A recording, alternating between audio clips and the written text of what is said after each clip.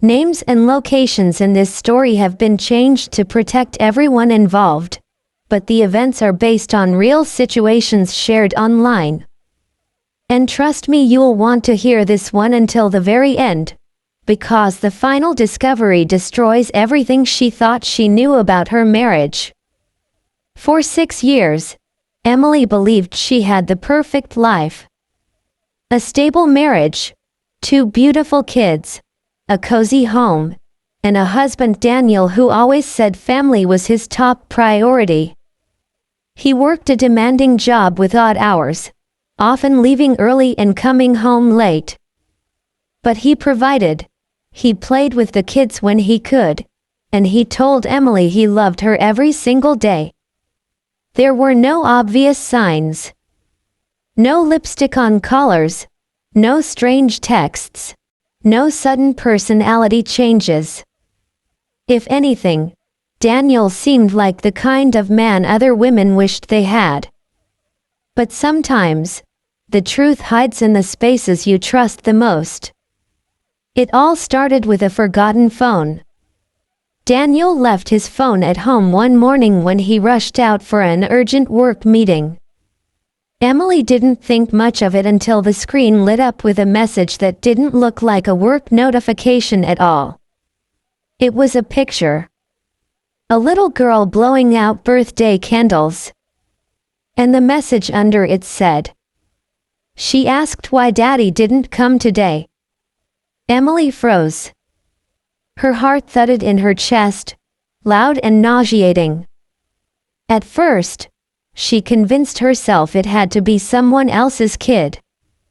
Maybe a niece? Maybe a friend's child? There had to be a normal explanation, right? But when the phone pinged again, everything fell apart. "We need to talk. You can't keep disappearing on us." Us. That word burned deeper than any accusation. Emily's hands shook as she unlocked Daniel's phone. She knew his passcode, why wouldn't she? They had no secrets. Or so she thought. What she found over the next hour shattered every memory of their marriage.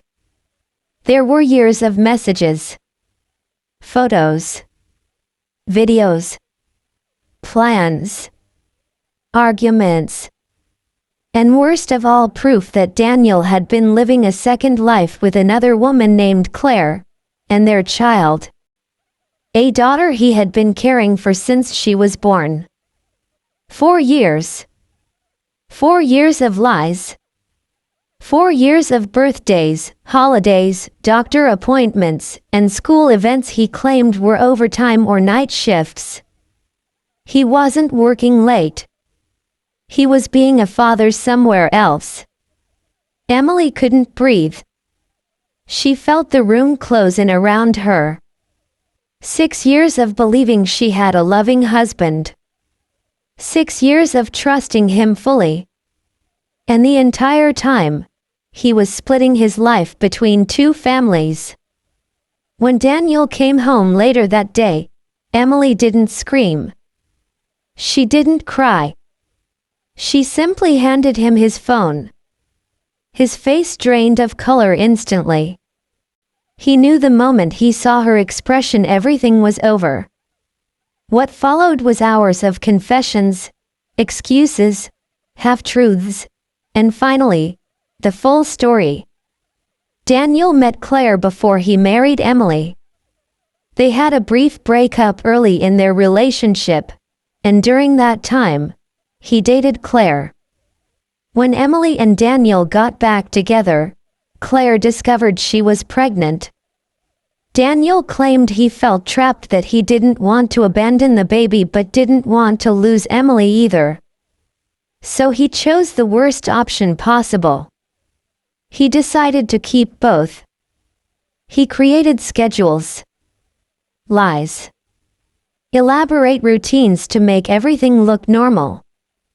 Claire believed he was a single father working odd hours. Emily believed he was a devoted husband working overtime. He lived 2 lives, until both finally collided. The betrayal destroyed Emily. Not just because he cheated, but because he made her build a life with him while hiding a whole family behind her back. She felt humiliated, used, and manipulated. Their children had a father who had been lying to them for years. Emily had a husband who had deceived her at every step. And Daniel had a secret that cost him everything: his marriage, his home, and his reputation. The divorce process was brutal. Emily got full custody, and the court forced Daniel to come clean about his double life to both families. Claire was devastated as well. She had no idea Daniel was married. 2 families broken. 3 children hurt. 1 man responsible. Today, Emily says the hardest part wasn't the divorce, it was accepting that the person she loved never truly existed.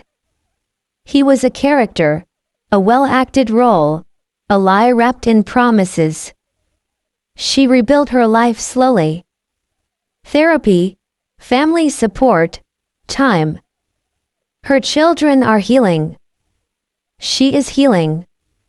And she now says one powerful sentence: sometimes the worst truth is better than the best lie. What do you think? Was he a coward, a manipulator, or something worse? Share your thoughts in the comments.